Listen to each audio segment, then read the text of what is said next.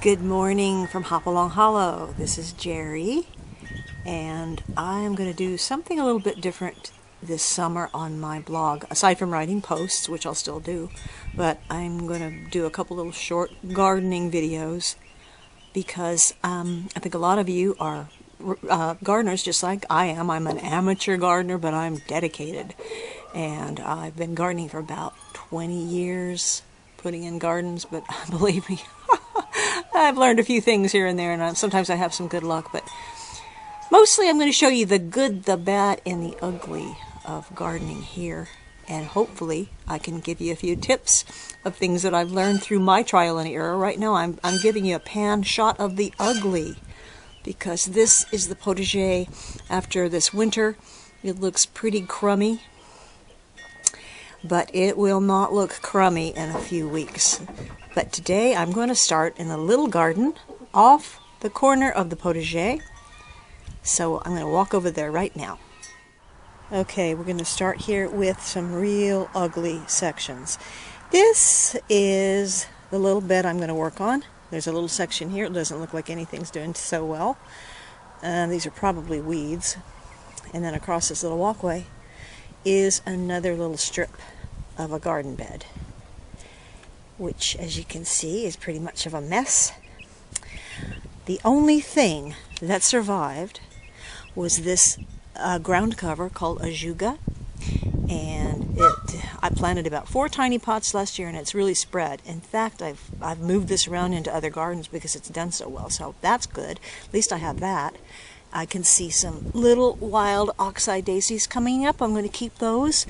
And this daylily just grows wild in our fields, so I use it whenever I need to fill something in or make a quick hedge. And I'm going to thin this out a little bit. So I've been to the garden center, and that's always oh gosh, that is such a temptation, because everything looks so beautiful, you just want to buy it all. But my rule of thumb for me anyway is, don't go crazy and buy, one of this, one of that, and then end up with 6 different plants. Always buy at least 3 of the same thing. That way you have a much prettier showing when they all fill in. And you'll see what I'm talking about when I start to put this in. So what I'm going to do is I'm going to clean up this bed using my favorite tool. This is my favorite tool. It's a handheld little pick shovel thing. And when it's cleaned up, I'll be back to show you. Okay, here we are. It's a couple hours later, and I've cleaned out this bed.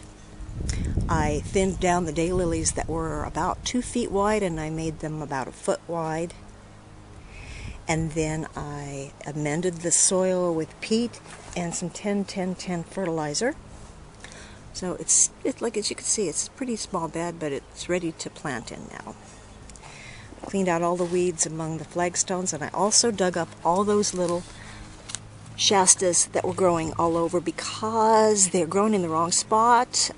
They reseeded themselves from the wild seed last year, but these are beautiful when they grow. They are about 3 feet tall, white flowers, beautiful yellow centers. Those would be great in the back of this bed. Cleaned out this one a little bit. I don't know about these guys. I'm going to give them a little more of a chance. I think they look pretty dead to me, but who knows.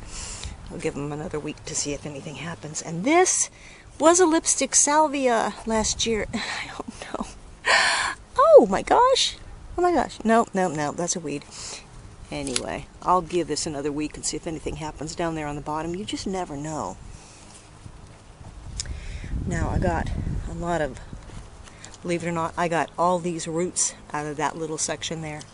Quack grass is my arch enemy. It's sneaky, it's insidious, and it's ugly, and it is not welcome in my garden.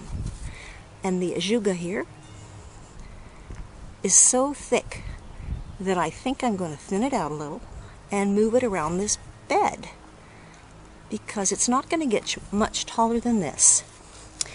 And it's a great ground cover to prevent those weeds and that quack grass from coming through.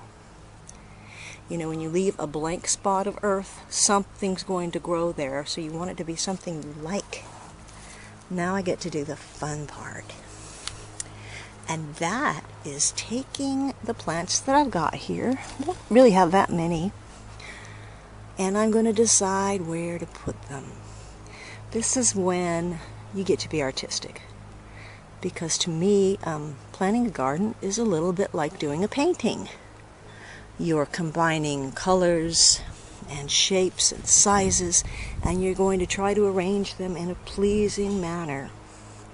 Because that's what gardens are all about. Beauty, scent, peacefulness. Just, I mean, everyone loves a garden. Now here I've got some penstemon. It's supposed to grow to be about 2.5 feet tall. The flowers are pinkish purple. Here I've got some dianthus, which is also a little carnation.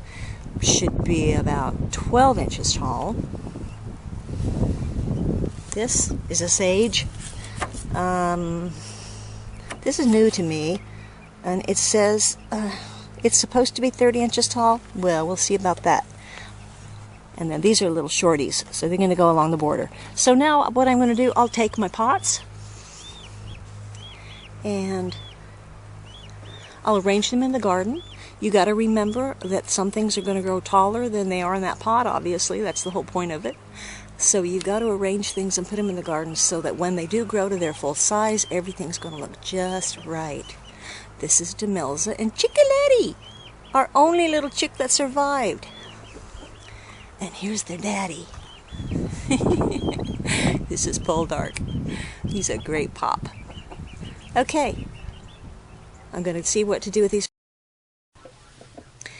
Okay, it's late afternoon now and I finally finished. Let's start here. This is the little walkway. I guess I'll turn around so my shadow's not there. Okay, this is the little walkway where I weeded everything, and in the place of the weeds I put this creeping mint. It grows really low and it looks beautiful when it fills in. A lot of people think mint is invasive, and it can be, but you just dig it up if you don't like it. In the meantime, it's going to keep out the weeds. Here's the little one. This one I put 2 penstemons and 2 salvias. Probably need 1 more of each. But I also have a lot of free plants here because, you know, here in Hopalong Hollow, I call it Hopalong Hollowscaping, you got to use what you find in your own yard. I think that at least 50 of the things I planted today are things I just liberated from another garden on over here. So here we've got those oxeye daisies again. This beautiful little thing, I honestly don't know what it is, but it's really pretty with little yellow flowers. And all along the border, I've got these wild violets. Just about everybody has these. They make a great border. They're a clumping plant, and they're free. And then over here, I put the little carnations because they're going to be 12 inches and they're supposed to get about 6 inches wide. Behind those, look at that beautiful color combination. I love that. And that's how they had these two together in the garden center. They were pretty smart doing that because those colors are going to be great together. The salvia will get about 18 inches tall, so it will be behind the carnation. And then I moved some of that ajuga, and I did another border of little wild violets. Here in the back are some more oxeye daisies, which were free. Because they're going to grow about 3 feet tall, they need to be in the back. The penstemons should be about 30 inches when they grow. I put all 3 of them together. Some more ajuga. I really thinned out the ajuga. Now, it doesn't look like much right now, I know that. But in about 2 weeks, this is going to be really beautiful, and then I'll come back and film it. So here are some free wild violets. Here are some short dianthus. I usually plant perennials because I don't like to go to all this work and then just have it die. and only live one season. But I do plant some annuals. This garden, everything's a perennial. So, that's what it looks like. Pretty sweet. It's going to be really nice. This was just a tiny section. As you can see, it took me all day. But hopefully these ground covers will fill in, and I won't have to do much weeding in this, and it'll be pretty easy for the rest of the season. Like I say, gardening is not for the lazy. You have to be a hard worker. You don't need a lot of money. You just need a lot of good ideas and some goals. This is that little ground cover. I don't know what it is, but isn't that pretty? I bought it last year. I better find out what it's called, because I need to go get some more of it. But it's really spreading, and that's why I can dig into this and transplant it to other places. So this was our first garden. We only have 9 more to go. So I hope you enjoyed it.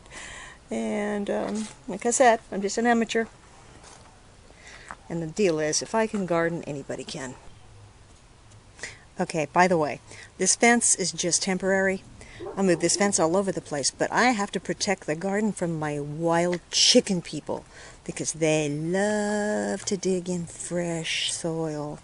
This will actually keep them out, and it'll also keep the dogs from taking a nap in here. And then when this garden fills in, then I will remove this fence. It's cute and everything, but I use it all over the place when I'm trying to protect a garden. I'm going to have to put wiring around this one. Okay, that's it for now. See you later. Bye.